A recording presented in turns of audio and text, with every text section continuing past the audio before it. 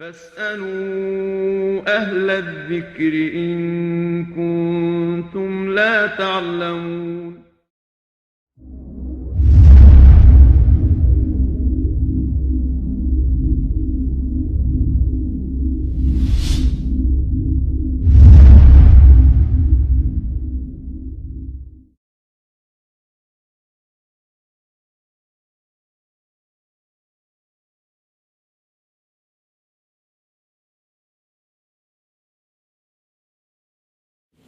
الحمد لله والصلاة والسلام على رسول الله وأشهد أن لا إله إلا الله وحده لا شريك له وأشهد أن محمدا عبده ورسوله.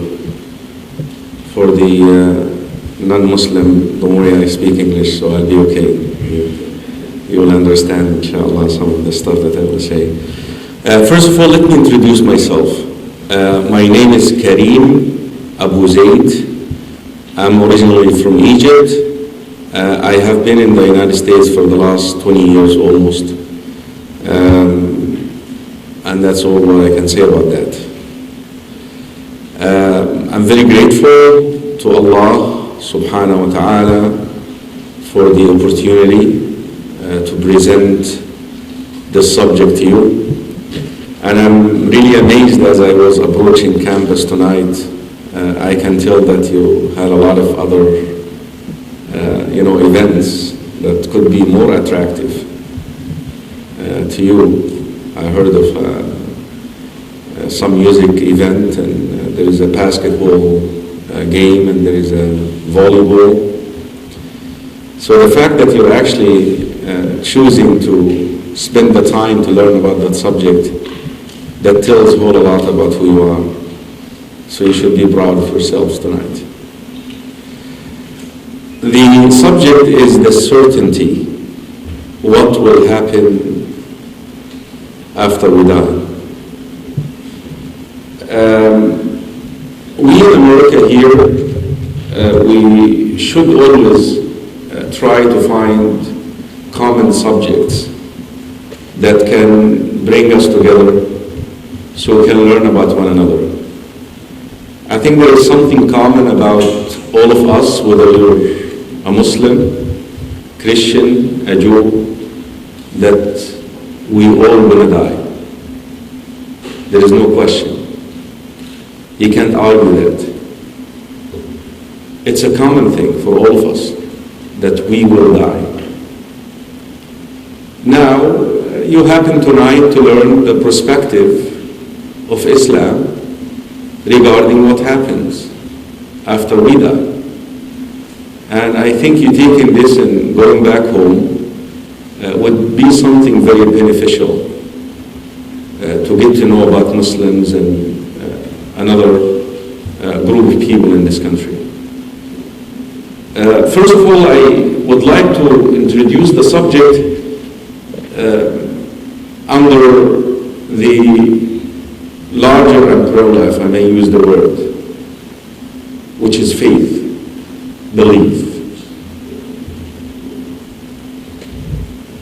Faith, the basis of any religion. Faith is not merely conviction of the truth of a given principle, but it's essentially the acceptance of a principle as the basis for action. Without faith, a man is like a car without a steering wheel, drifting aimlessly upon a sea of doubt and confusion. I guess what I'm trying to say is I live my life in accordance to what I believe. I could be dressed like this, looking like this, to make some living. But I'm really dressed like this, doing like this, because I believe this is, and I'm not talking about just dressing, I'm just using it as an example, because I believe this is the right thing to do with my life. This is the way to go. And I'm certain about that.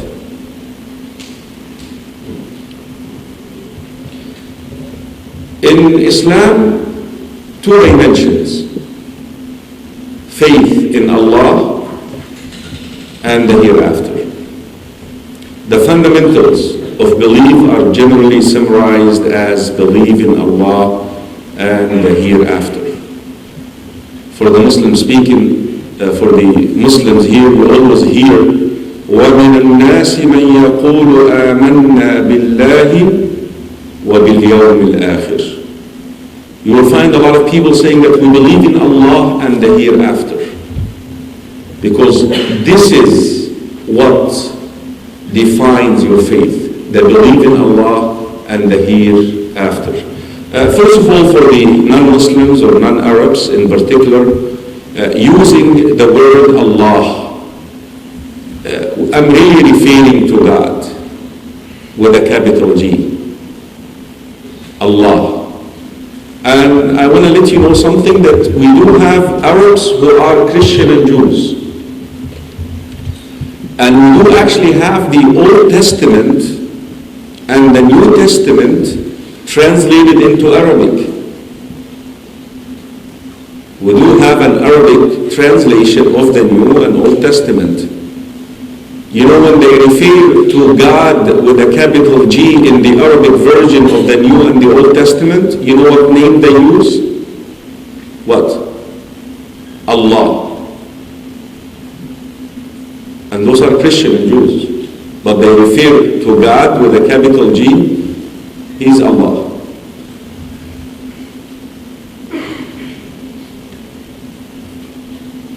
What do you mean by believe in Allah? Believe in His existence. Very unfortunate that we do actually have people, of course they have the right to believe what they want to believe, who actually deny the existence of God in spite of seeing signs, clear signs that indicate His existence. So you must believe that He exists. And I mean by believe, firm belief, beyond any shadow of doubt. You cannot question it. He exists. Believe in His Lordship, meaning that He is the Creator and there is no other creators. He is the Creator of everything. He is not created, so we actually can use down to earth English by saying He doesn't have a birthday. God doesn't have a birthday, meaning He has no beginning. He always exists. He's eternal. And He's ever living. We are created. Tonight we're discussing what will happen to us after we die. But God, Allah, is ever living.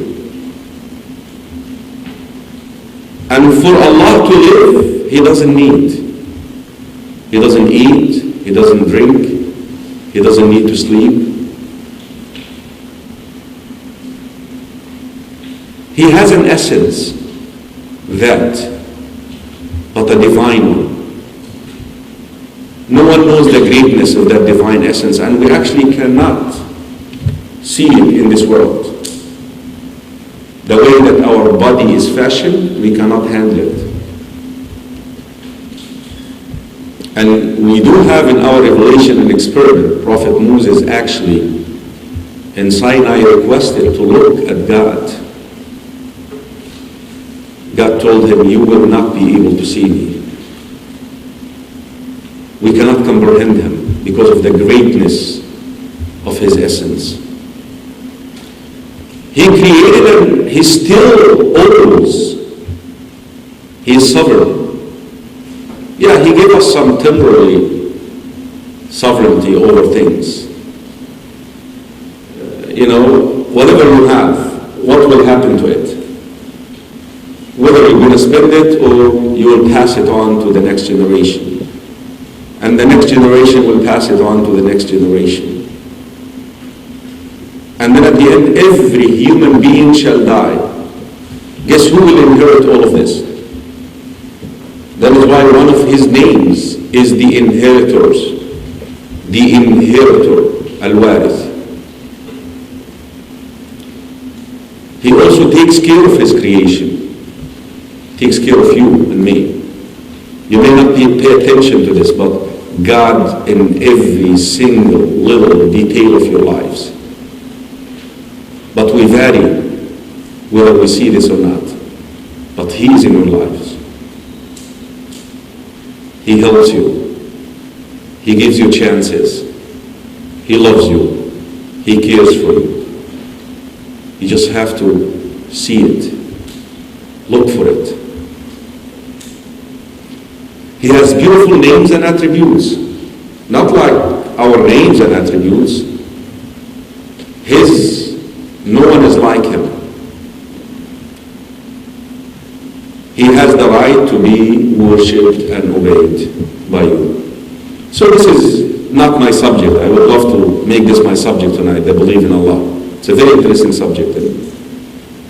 I can actually provide evidence that He exists for you. But the subject is the second piece, which is the belief in the hereafter. Believe in the hereafter and the things which will happen after we die, and in the hereafter has an important place in the fundamental of our beliefs.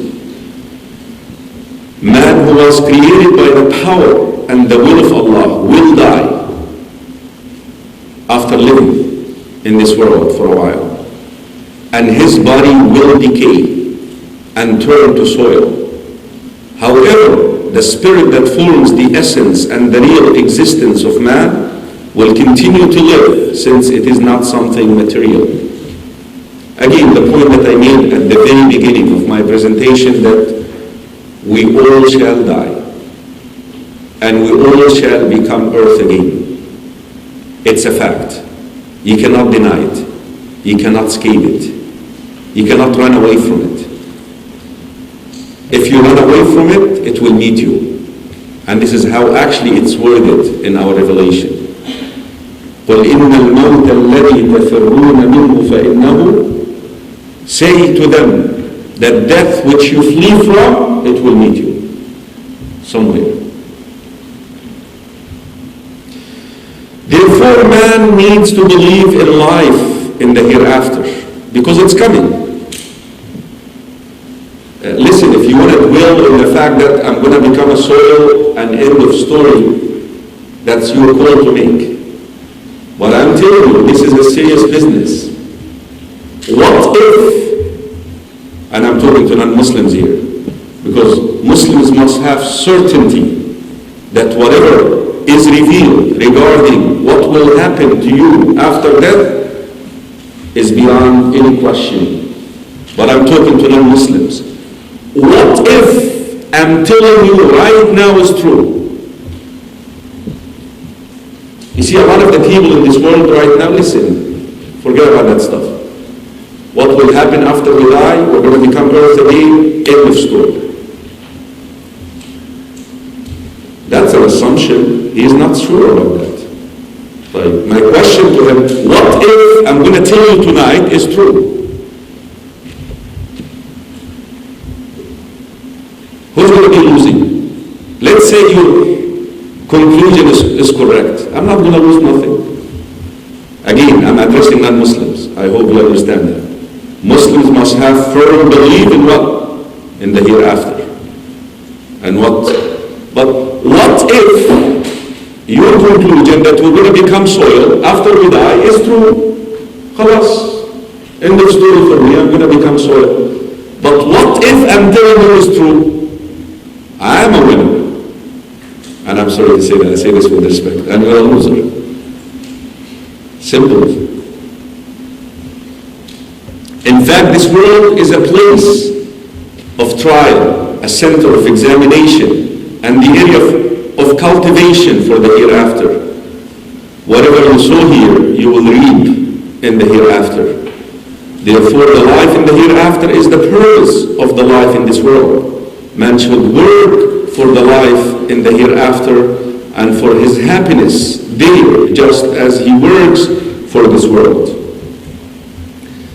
Man can do it only by believing in the hereafter, obeying the commands, refraining from his prohibitions, the things that he prohibited, doing good deeds, thus attaining the consent of Allah, that is by leading a complete life of submission.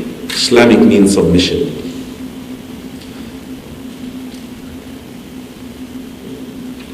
Our messenger says, and look at that highlighted, work for this world as if you will live forever, and work for the hereafter as if you would die tomorrow.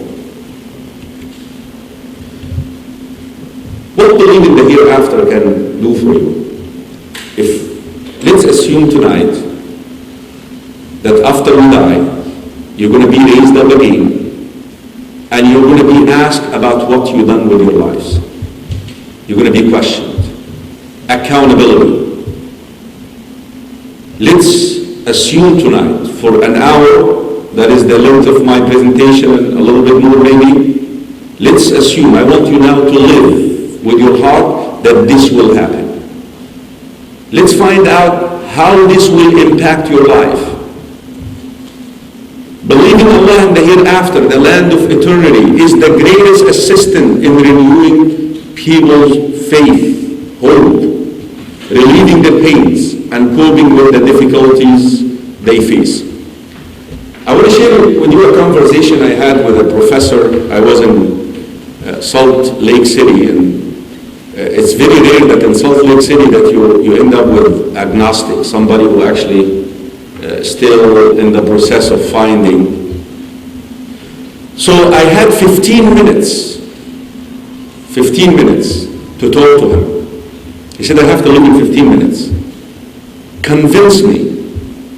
You're a clergy, that's the word that he used. Of course, we say you're an imam. You're a clergy. Convince me that there is God and there is a purpose behind this world. I had 15 minutes. I asked him two questions. Question number one, do you agree with me that there is injustice in this world? There is a level of injustice in this world. He said, yes, there is a great deal of injustice in our world. Then the second question, do you agree with me that all those people who commit injustice, not all of them, get judged and punished for the oppression in this world? Meaning, I think I worded it differently. I said, do you believe that all the oppressors receive judgment in this world and they get punished for the oppression, for the injustice which they committed towards other people? They said, no. A lot of them flee justice in this world. A lot of people do flee justice in this world. Run away from justice in this world. I told him, that is why there is a next life, where we all stand for justice, for judgment, in order for justice to prevail. And this is the purpose behind the whole thing. That this life is not in vain. And whatever you say, whatever you do in this life is recorded. And you will be questioned regarding what you did and what you said. If I imagine someone who is oppressed and he sees his oppressor fleeing justice, the law did not get him, how agitated he will be, how angry, frustrated he will be. You know, where's the hope? God will get me my right in the day of resurrection. You know, Islam is a religion that is accused of aggression and terrorism. Just want to share with you a scene in the day of resurrection. If you kill another person unjustly in this world, we can discuss what is a just killing, but not in that forum. But if you take the life of another person, you know what will happen in the day of resurrection, we're told? Look at the scene now. The person who was killed will come in the day of resurrection carrying his head in his hand. And the veins of his neck are pouring blood. And he will be dragging his killer. This is in the land of gathering. He will be dragging his killer, and he will go in front of Allah, in front of God, and he will say, "Oh Allah, ask him why he killed me." Look at the scene. Take my right from him. He killed me. I think that gives a lot of hope to a lot of people. Listen, you may be enjoying the justice of America, and I have to say that there is a great deal of justice in America. But there is a lot of injustice in the rest of the world. A lot of injustice. You know what those people are living for? That hope in the hereafter. Because they are weak. They cannot even break even. Allah will take my right in the day of resurrection. It's not over. It's not over. وَلَا تَحْسَبَنَّ اللَّهَ غَافِلًا عَمَّا يَعْمَلُ الظَّالِمُونَ إِنَّمَا يُؤَخِّرُهُمْ لِيَوْمٍ تَشْخَصُ فِيهِ الْأَبْصَارُ. Don't you dare think that Allah doesn't see, doesn't know what the oppressors are doing. He knows. He sees it. And He will get them. Hope. A person with such belief will show patience. Because, you see, for me, what matters is the next life. For me, this life is a test. Is a temporary stay. I always like to use that line. This world is a testing place, not a resting place. So now when you're tested, just be patient. Be patient. Believing the hereafter makes man have two nice attributes. Grateful, if he's blessed. Patience, when he is tested. Believing Allah and the hereafter leads man to do good deeds, charity, to avoid evil and bad deeds, to be equipped with high ethics, merits, to fear Allah, and to obey the divine criteria imposed by Allah. A person with such a belief will never abandon honesty. He will do everything in time and fully. He behaves honestly towards himself, his family, his environment, his country, his nation, humanity. He accepted a principle to show love and compassion to them, to be useful for them and to serve them. He never abandons justice. He never oppresses anyone. He wants to be rich, but he will never do something bad or deceive anyone to make himself rich. He spends his money, property, on good and useful things. He knows his rights and respects the rights of others. He takes pleasure in helping the poor. He wants for others what he wants for himself, because he definitely believes in the hereafter, that day of reward and punishment, and knows that what is done in this world will be accounted for in the hereafter. He bases his acts on this principle. This principle is an important factor that arranges the lives of individuals and the society and ensure peace and tranquility. That's all an introduction, by the way. Feel like you want to sleep or something. Okay, here's the serious stuff. We believe that we are in a journey to meet our Maker, our Creator. يا أيها الإنسان إنك كادح إلى ربك كدحا فملاقيه. That's a verse from the revelation.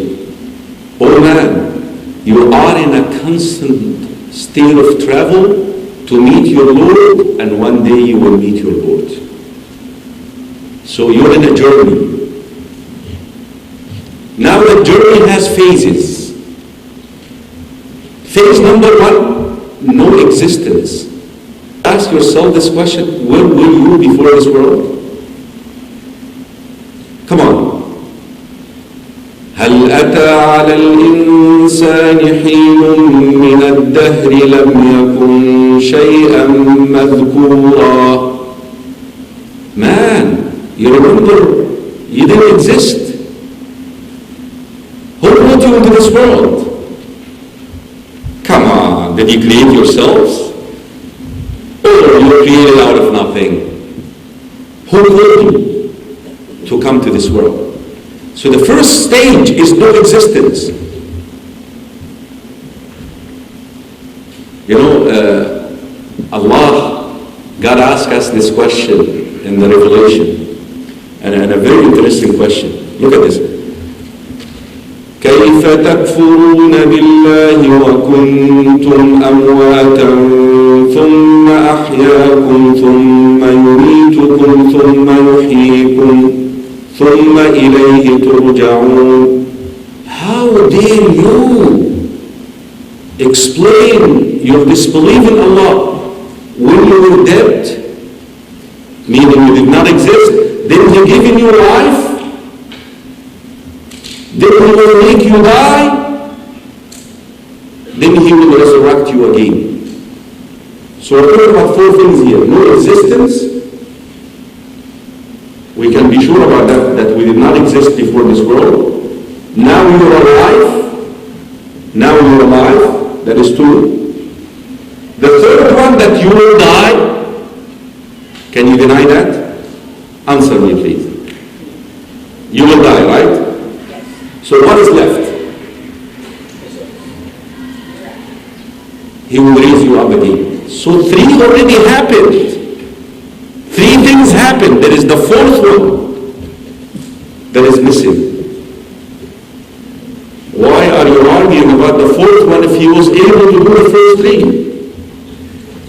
So no existence. Now, the second phase is life in the womb of the mother. 7, 8 months, 9 months, then you come out, walk, you're back into this world. You come into that third phase, which where you are right now, life in this world.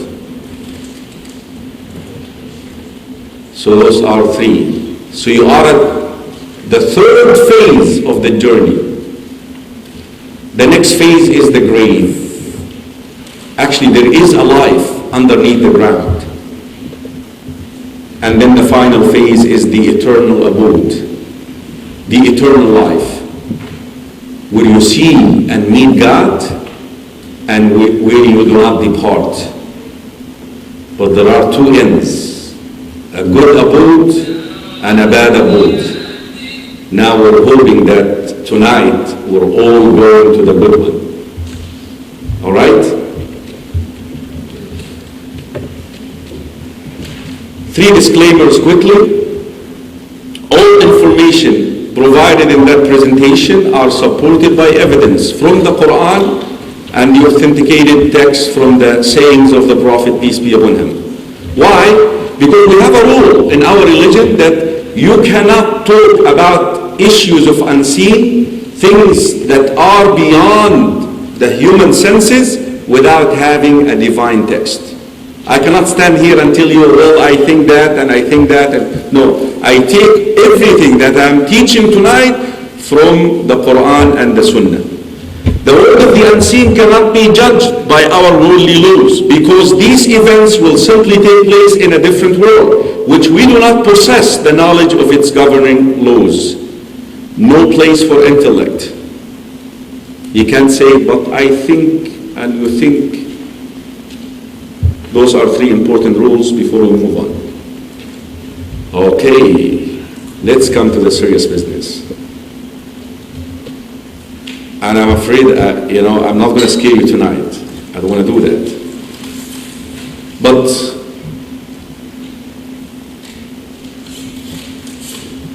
here is the scenario of dying according to Islam.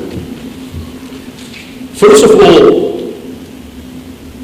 we are made of two components put together.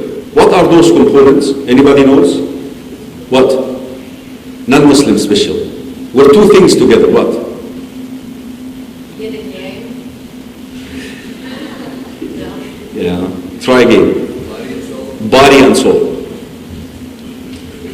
Actually, we believe in Islam that when you are a fetus in the womb of the mother after 120 days, there is an angel who comes and blows the soul in that piece of flesh. Then the baby becomes alive. Now, how that happens is the separation of the body from the soul. The angel of death comes actually and he calls the soul out of the body. And sometimes he forces the soul out of the body. Extraction of the soul out of the body. So this is how we die. So let me ask you this question. How do you take care of your body? How do you nourish your body? Come on. How do you nourish your body? These are simple questions. Shower, that's a good one. Nourish. Olive gardens, red lobsters. You eat, right? You work out, and you shower after you work out. What about that? But how do you take care of your soul? Don't you think that your soul also needs nourishment? How do you take care of your soul? How? Of course, Mr. Satan was so smart, he introduced spiritual drinks, right? Or weed and marijuana, stuff like that. But really, the true nutrition for your soul is belief, is God, is submission. That's how you take care of your soul. Someone who nourished his life, who nourished his soul the proper nutrition, meaning submission. He believed in Allah. He believed that there is a next life. Now, he's about to die. What happens to him? And someone else who did not believe in all that stuff, and he nourished his soul, the bad things. He followed his whims and desires. What will happen to him when he dies? So those are two different scenarios. Which one would you like me to start with first? Huh? Which one? You choose. Come on. Which one? The bad guy? Oh man, that's a tough. No, you never. Don't despair. Don't despair. You never know. The fact that you're here tonight tells a lot about who you are. Okay, here it is. I'm going to start with the bad guy. Just before dying, you will receive uninvited guests. Why? Because you really didn't plan for them. Because death happens by all of a sudden. We could die now. We could die in 10 minutes. We actually don't know when we will die. But we believe that a group of angels will descend. A group of angels will descend just right before the death of an individual, to prepare that person to die.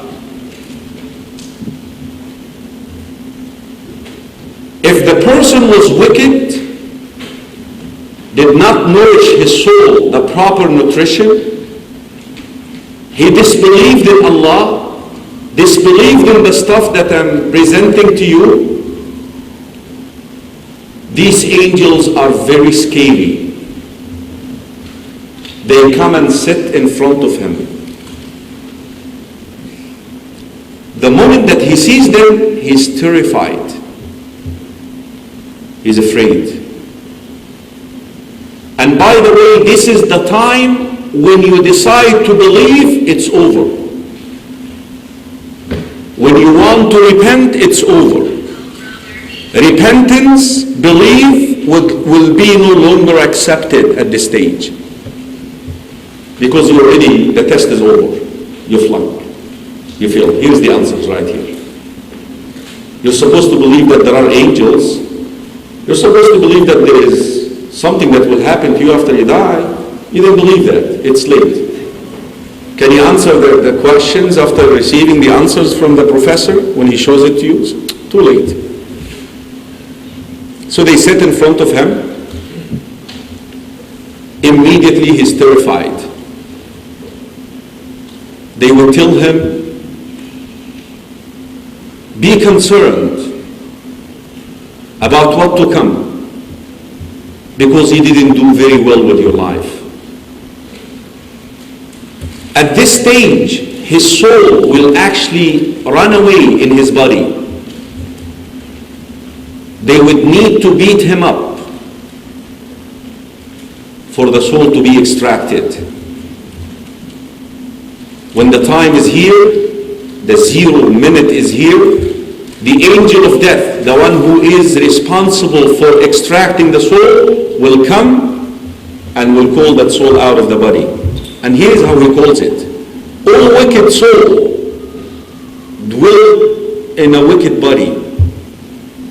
Come out. They may need to beat that person up in order to get that soul out, because again, he doesn't want to die. من كره لقاء الله كره الله لقاءه. ولو ترى إذ يتوفى الذين كفروا الملائكة يضربون وجوههم وأدبارهم. Come out. When the soul comes out, these angels will shroud it, will place it in a piece of cloth. They brought it from fire. And then they will try to ascend with that soul to the heavens. But the heavens will not open. They will seek permission to enter, access denied. And that soul will be thrown in earth, joining the body in the grave. And we'll come back to that soul. But let me go to the good guy, which we hope all of you are.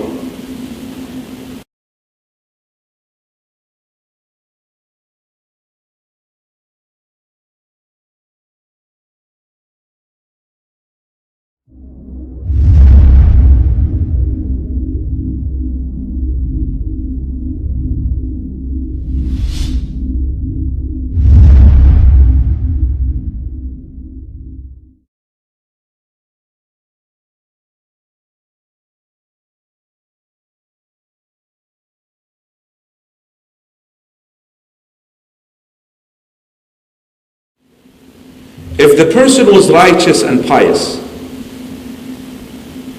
if he has believed in all of that and committed himself to that belief, I hope you're not assuming that you're going to be 100% committed here. There is no such a thing. You're trying. You're striving to be a good person. You're working in it. That's God, by the way, what He wants to see from us. I hope you don't think that I'm talking about everybody's perfect, I'm perfect. There is no such a thing. We're all sinners. We're all weak. We're just trying to make the best within our ability and capacity. And we're hoping that the mercy of Allah will encompass all of us. But if the person was trying, he believed and he tried, those angels will give that person the glad tidings. They will come and sit in front of him and they will tell him, we want to give you the glad tidings of what to come. You did good. You did good with your life. You know, I like to give that example always. You know, when you go through surgery, I hope you don't, but what happens before you go through surgery? What happens? You get a group of anesthesia. You know, the doctor of anesthesia comes in. Listen, everything is going to be just fine. We're just going to give you a shot, and you're going to go to sleep. And after that, everything will be done. You're not going to feel anything, and then we'll wake you after. These angels do like this to the believer. Don't worry. You're good. You did good with your test. God is pleased with you, and we're here to help you. Your soul is going to come out of your body so easy. But you know what? What to come is so good. Your grave is going to be a garden from paradise, and you're going to have a good life. Things are good. You did good. At this stage, actually, the person would say, okay, let's go. That sounds good. That's a good deal. We make that surgery. Get that soul out. Let me go to the next life. This is how we understand these verses. إن الذين قالوا ربنا الله ثم استقاموا تتنزل عليهم الملائكة ألا تخافوا ولا تحزنوا وأبشروا بالجنة التي كنتم توعدون. Indeed, those who said our Lord is Allah, and then they were steadfast. They did their best. They worshipped, they obeyed, they strove, they tried. At the time of death, وهذا تفسير ابن عباس, angels will descend upon them. Fear not of what to come, grieve not over what you're leaving behind. You're going to be okay. What to come is much better for you. At this stage, the person would love to leave, would love to die. I want to tell you something. Death is a relief for the believer. Because this life is a test, remember? Pain. You finish one test, another test is coming. You finish one test, another test is coming. And always your tests are elevated. Now when you die and you done good, you're receiving the glad tidings, alhamdulillah, praise be to Allah, it's over. So, the angel of death, look how he called the soul of the wicked. He will call the soul of the believer, O good soul, O righteous soul, dwelt in a righteous body. Come out to the pleasure of Allah. يا أيتها النفس المطمئنة ارجعي إلى ربك راضية مرضية. I'm giving the reference for my brothers from the Revelation, so I'm assuring what I said, that I'm not making that stuff up.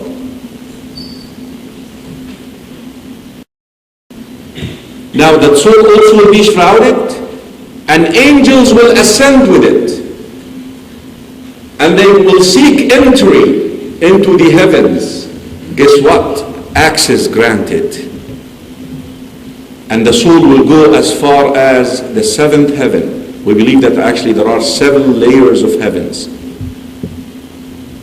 And there, the soul will stand in front of Allah, and then Allah will command these angels to take it back to earth, because He says, I have decreed that from earth I created you, and back into earth I shall return you, and out of earth I shall raise you.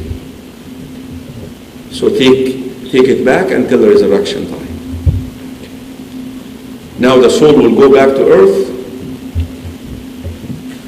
Now time for burial in the way to the graveyard. That's the last bullet. The wicked guy, we'll go back to the wicked guy. The wicked guy, in the way to the cemetery, in the way to the graveyard, he would say, يا ويلها يا ويلها أين تذهبون بها? Woe to me, where are you taking me?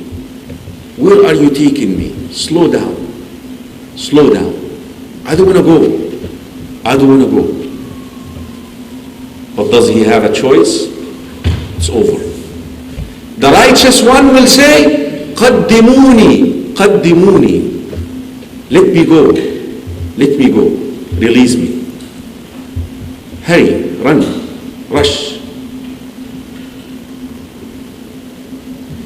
Three things will follow you to your cemetery, to your grave. Three things. Two of them will return, and one of them will stay with you. Your children will follow you, your family, your wealth. Your credit card probably is going to be in the bucket of somebody else. Simple as that.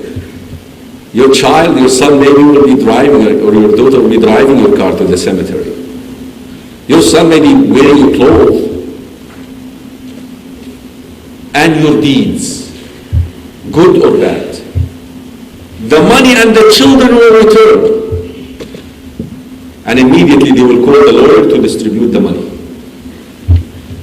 And guess what will stay with you in your grave? Your deeds, what you have done. The life will be actually your company in the grave.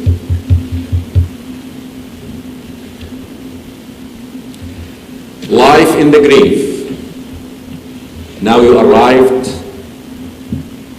to the cemetery. They dug a hole in the ground.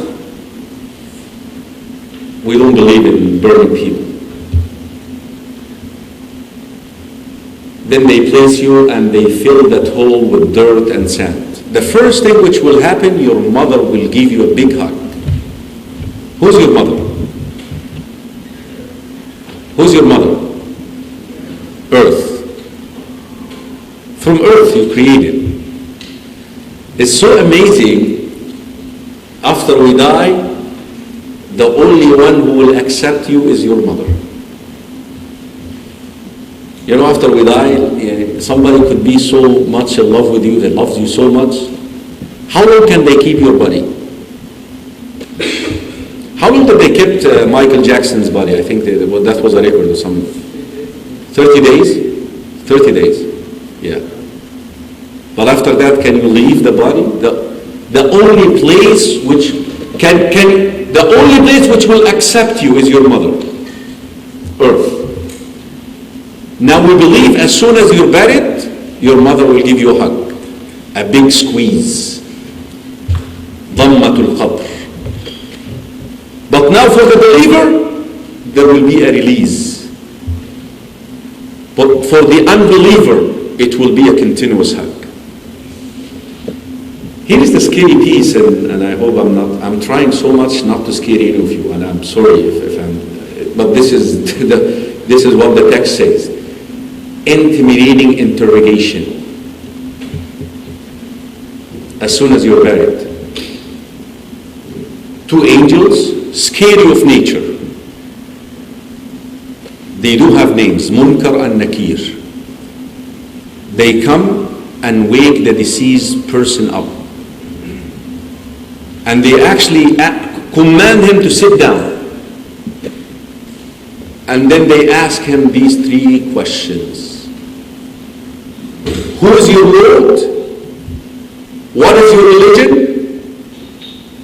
And what is the name of the messenger who was sent to you? Simple questions, by the way. A first grader can answer them. But if you have lived and implemented these answers, you're going to be able to answer these questions. If you have lived these answers, if you have my Lord is Allah, that's the answer. My Lord is Allah. My religion is Islam. And the messenger is Muhammad. Simple, sallallahu alayhi wa sallam. Simple answers. But if you really lived the fact that your Lord is Allah, that you obeyed Him, you lived your life in accordance to His way, what He wants you to do, and you implemented this by applying the religion of Islam, and you did not do this based on hearsay, you followed the sunnah of the Prophet, peace be upon him. Look at the believer. By the way, when, in one of the wording of that particular saying, that those two angels, when they approach the believer, they will find all his righteous deeds. Remember the thing that stays with you. They don't leave. Your good deeds are surrounding that person. His charity in one direction, his prayers in one direction, his fasting in another direction, his helping the poor in another direction, him being kind and nice to the neighbors is another direction. He's surrounded by all these good deeds. And every time those two angels will try to wake him up from one direction, these good deeds will speak, not from here. He used to do this. He used to help the needy. He used to stand for the truth.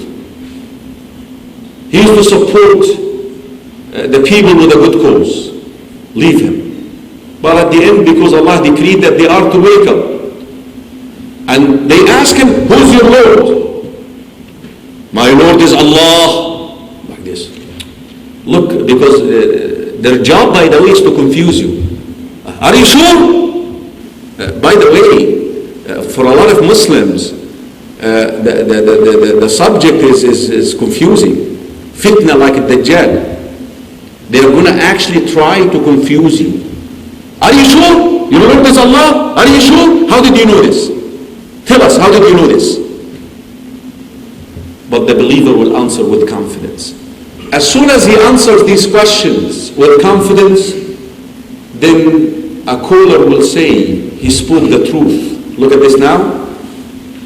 Now, shroud him from paradise. Furnish his grave from paradise. Expand his grave as far as his eyesight reaches. And I know some of you now say, wait a minute here, what are you talking about? Remember that rule that I mentioned? This is a different world. You know, I want to share something with you. The life in the grave is given a very interesting name in the Quran, in the Revelation. It's called al-Barzakh, the barrier. And the word al-Barzakh in Arabic is the barrier between the salty water and the sweet water. You know, when there is a river and a sea, they meet. We know that they do not mix, but they form what? A barrier, right? In between them. Now that barrier would have the attributes of the salt and the attribute of the sweet water. Both. Allah used the name for the grave al-Barzakh, that the grave belongs to this world, the location is in this world, but it belongs to the next world. Things will happen there which you do not see. Unseen. That grave which you filled with dirt and sand will be expanded as far as the eyesight reaches. That person, by the way, will say, after he's showing his place in heaven, in paradise, oh Allah, make the hour come. Can the day of resurrection be here? I want to go back so I see my family again. I want to go back see my family and my friends. Then the angels will say to him, chill, just go to sleep. It'll be okay, just go to sleep. Not yet. And he will go into a state of sleep until the day of resurrection. فَيَنَامُ نَوْمَ الْعَرُسَيْنِ. This is how the Prophet word. He will sleep like a bride and a groom, relaxed, very. But before this, by the way, a very good looking person will show up. And he will say to the deceased, I just came to give you the glad tidings, the good news of what to come. He did good. He will ask him, the deceased, who are you? I don't know, who are you? He will say, I'm your righteous deeds. By Allah, He would take an oath for him. I only knew you quick. Once it comes to acting righteously, slow. Once it comes to acting wickedly. You're a good guy. And I'm here to give you company until the day of resurrection. And that is your companion in the grave. Now, rewind to the bad guy now. In the way to the cemetery, like we mentioned, slow down, will you take me? He's placed in the grave. Then those two angels will come to wake him up. Of course, فَلَا صَدَّقَ وَلَا صَلَّى وَلَكِنْ كَذَّبَ وَتَوَلَّى. No good deeds guarding him. He is waking up. He will sit, he is terrified. Who's your Lord?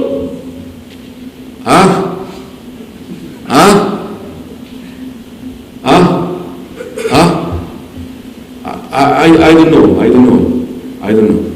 Who? What is your religion? I don't know. They will actually try to help him. You didn't hear of Allah, Islam. I heard people saying this. Again, the grave is going to turn into a pit from the pits of fire. And I don't want to scare you any longer. Let's leave this guy here. But he will be punished day in and day out in the grave until the day of resurrection. So his life in the grave will not be comfortable. The life of a believer will be comfortable in the grave. Of course, a person will show up, weird looking, scary looking. Ah, man, you messed up big time.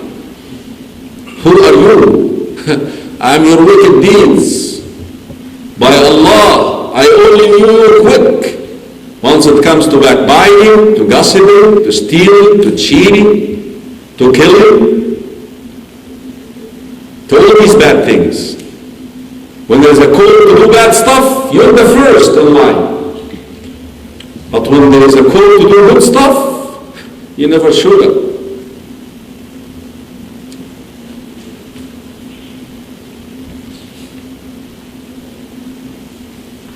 Are we doing okay? The end of the universe. This is the interesting piece.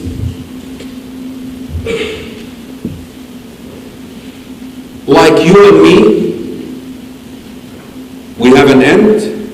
Actually, this world will end. And you know, we used to watch these pictures like Armageddon and all these other movies. That's what I heard. I didn't watch. That's beside the point.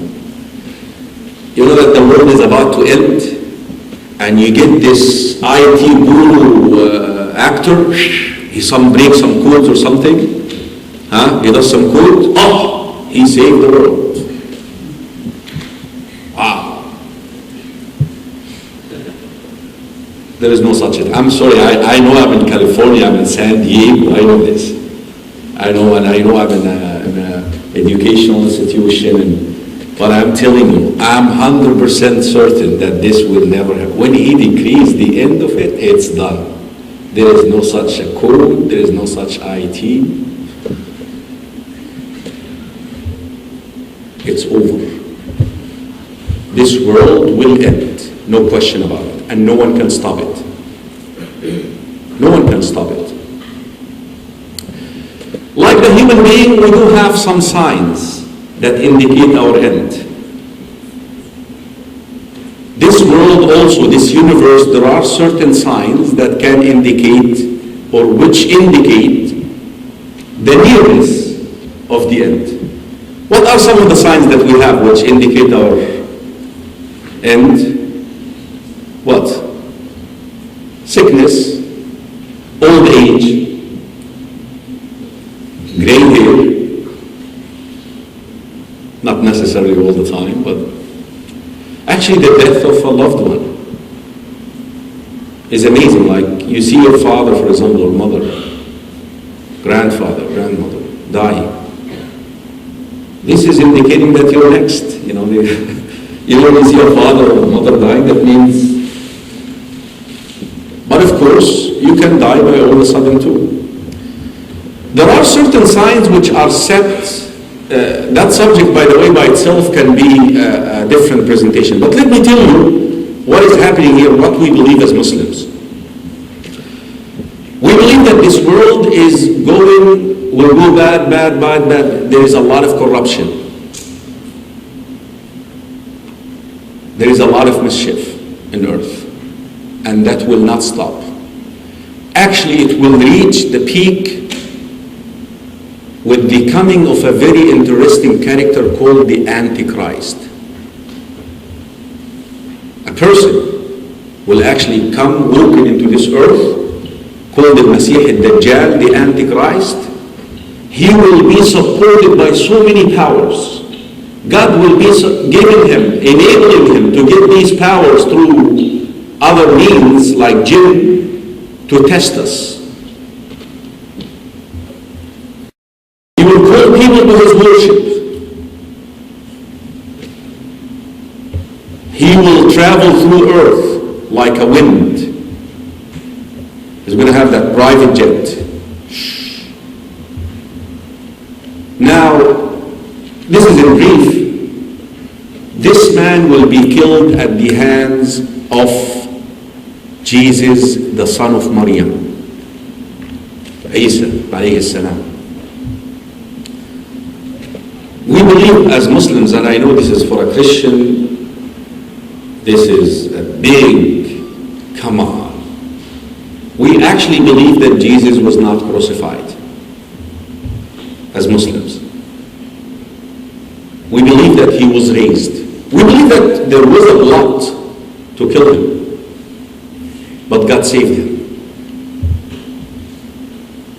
He is raised and he is with Allah as we speak right now in a form or a shape that only Allah knows. And at a certain time, He will send him back to earth, down to earth.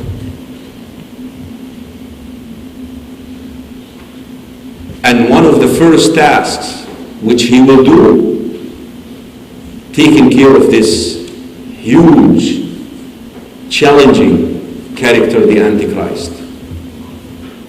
Killing him, meaning.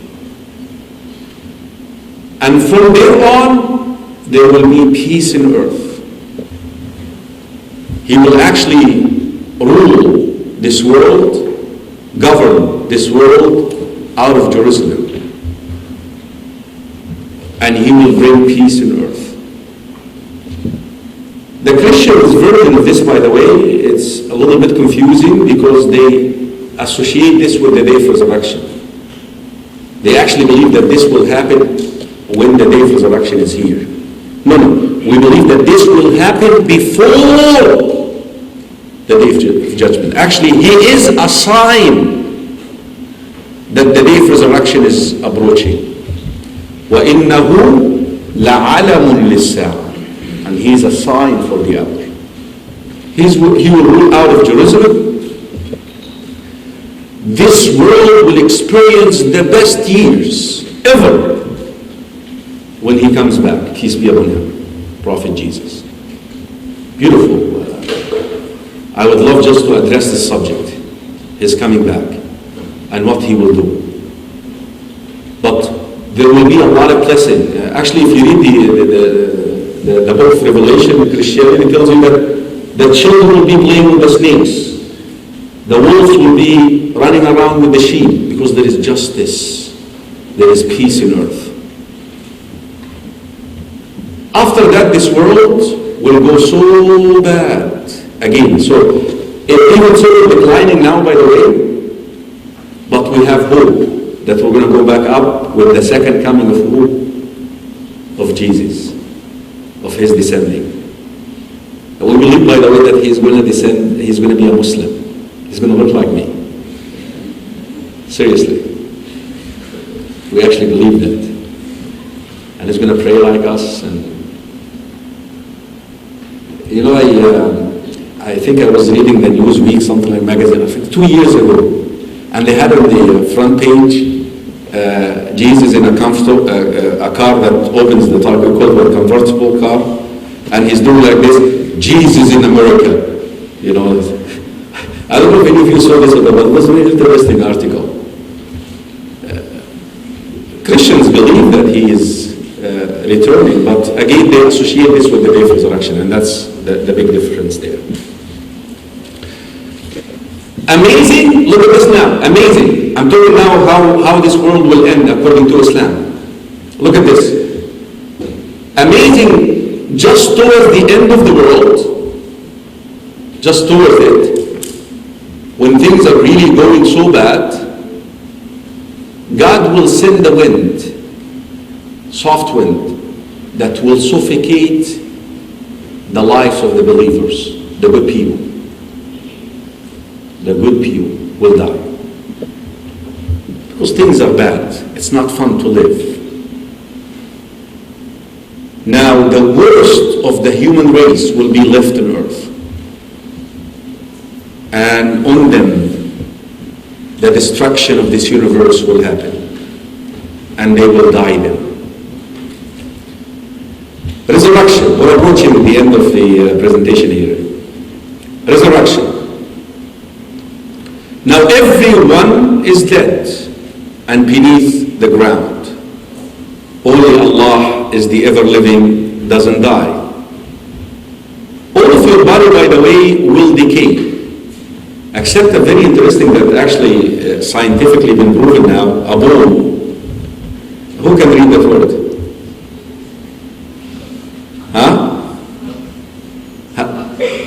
Say? Yes, coccyx. A spinal bone the size of a lentil seed. For the brothers in Islam, كل ابن آدم يبلى إلا عجب الذنب. عجب الذنب. I'm sorry. عجب الذنب. All the body of the children of Adam, this was said 1435 years ago. The Prophet said that all the body of the son of Adam will be decayed except something called عجب الذنب, that little bone. From it, he will be remade again. So underneath the ground, everybody's dead. The only one who's alive is Allah.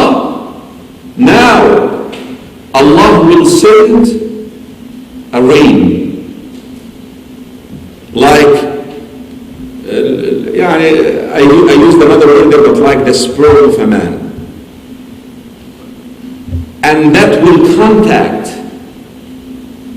that little lentil seed size bone, and your body will start growing underneath the ground.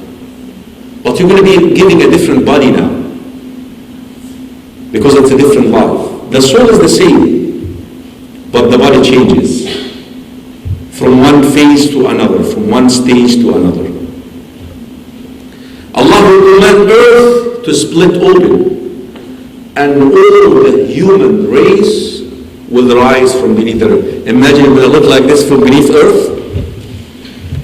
Man, what's happening? What got all those people here? You know, when you have a 1 million people in one place, 1 million man march. Have you ever thought about this? This is the largest gathering ever. From Adam until the last soul born will be in one place, one land, looking the same. Now it's time for reckoning, time for judgment, the day of judgment. You're going to have a new body, a new earth, a new sun, a very anxious, worried, and frightened people in a very long day. That day is 50,000 years long, a very lengthy day. Meanwhile, the condition of the believers are different, meaning believers will be comforted. Reckoning, on that day, what will save you is your belief in Allah. That's your path to salvation. The act of Tawheed. Attributing unity to Allah regarding His divine essence, actions, names, and attributes, as well as His rights. That you believe in Allah. You believe that He is the one who created everything.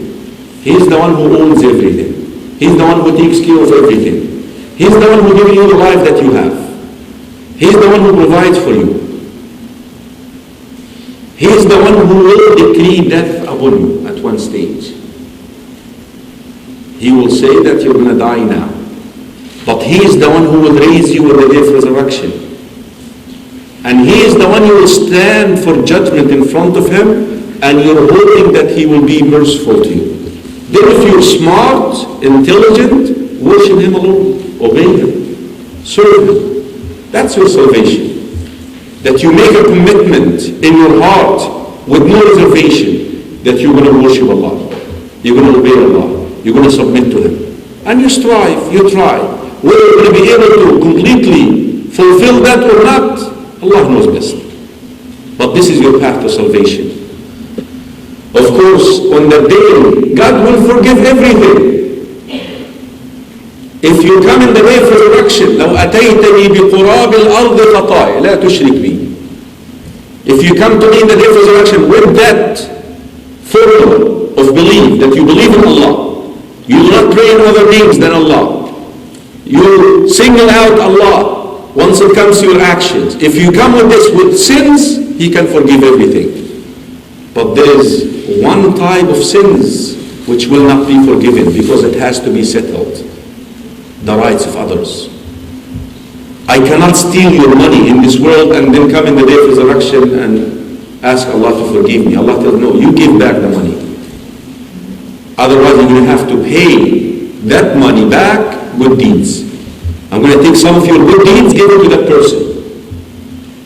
Your prayers, your charity, some of your charity will be given to that person whom you stole his money in this world. So injustices must be settled. You see, whatever shortcomings you had between you and Allah, as long as it does not indulge the rights of other people, can be forgiven, can be pardoned.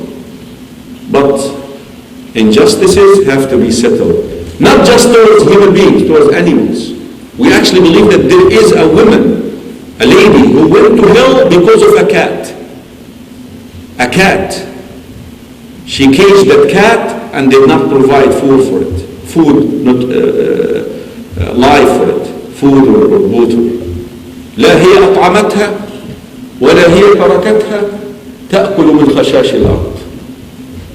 She did not feed the cat, nor let the cat go so the cat can eat, find its food. And we do have actually also an account of a woman, of a lady who went to paradise because of giving a drink to a dog. She was walking in the desert and she saw that dog so thirsty. So thirsty. It was a deep well. She went back to the well. She filled her shoe, one of her shoes, with water and giving the dog water to drink. She went to paradise. Injustice is not just to human, actually to other creation as well. Now, destination paradise. In the way to paradise, we cross over hellfire. That's how it's designed. We cross over a bridge, thinner than a strand of hair, sharper than the edge of sword. Those who didn't do well will fall down. Those who did well will cross to paradise. Very quickly here, before we go into the question and answer, paradise is the place of your dream. Heaven, that's how we should use the word for you to. Whatever you want to do is there. In heaven, what an eye never seen, what an ear never heard, and whatever you think of, you will find it. Imagine this, close your eyes, close your eyes. French fries, right here. You don't even have to wait for the oil to cook or drive to McDonald's. Right there. Whatever you want. If you want to fly, you can fly. If you want to have a football league, you can have a football league. What is the name of this guy who throws the ball back or something? If you want to be a quarterback, you can be a quarterback. Whatever you want to do in paradise. You eat not because you're hungry, but actually you eat because you desire to eat. And here's the interesting piece. You don't have to worry about slim fast. You know, one of the most fascinating things about paradise for me personally, what I love most, something very personal, but I know it's disgusting to some of you. You don't have to go to the bathroom in paradise. It's eternal. No more worries, no more fear, no jealousy, no anxiety, no sickness. But you know, one of the greatest pleasures in paradise is actually seeing Allah, seeing the Creator. Your neighbor could be Jesus, your neighbor could be Muhammad, sallallahu alayhi wa the prophets and messengers, righteous people. No foul language there. Peace, quiet. You're high all the time there, by the way. Serenity. State of serenity, peace, salam and salam. And that's where we're striving to go. And that's where we believe we're hoping to go. And that is why we're committing our lives to that way. Because we believe that. We have certainty in that. And that's why we're striving to get there. But at the end of the day, we're hoping that Allah will deliver us. I rest my case and I want to take some